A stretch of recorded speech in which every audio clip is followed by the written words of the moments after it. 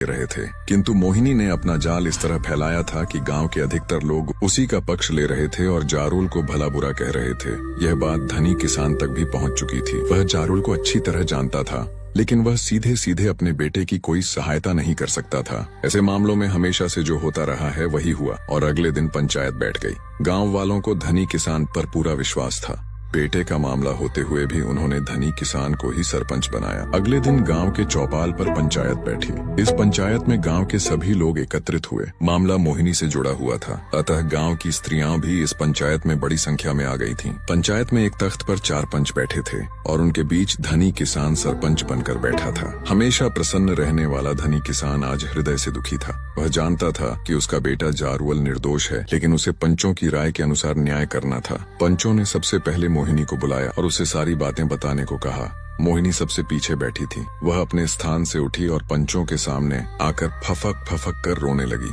पंचों ने उसे ढांढस बंधाया और न्याय करने का आश्वासन दिया तथा निडर होकर सच्चाई बयान करने को कहा। मोहिनी कुछ देर चुपचाप खड़ी रही। इसके बाद उसने जारुल की तरफ संकेत करते हुए बताया कि वह शाम को दिशा मैदान से लौट रही थी। रात का अंधेरा धीरे धीरे बढ़ रहा था। ऐसे में न जाने कहां से जारुल आ गया और सुनसान क्षेत्र में अकेला पाकर उसे पकड़ लिया और बुरी नीयत उसके साथ छेड़खानी करने लगा। उसके मना करने पर वह क्रोधित हो गया और जोर जबरदस्ती पर उतर आया। उसने उसके कपड़े फाड़ डाले और इसके बाद मोहिनी ने आगे की बात जानबूझकर अधूरी छोड़ दी और पुनः उसने सिसकते हुए उन लोगों के नाम भी बता दिए जिन्होंने उसे पिछली रात अस्त व्यस्त हालत में देखा था। पंचों ने मोहिनी को बैठने के लिए कहा और एक एक करके उन लोगों को गवाह के रूप में बुलाना आरंभ किया जिन्होंने मोहिनी को अस्त व्यस्त स्थिति में देखा था।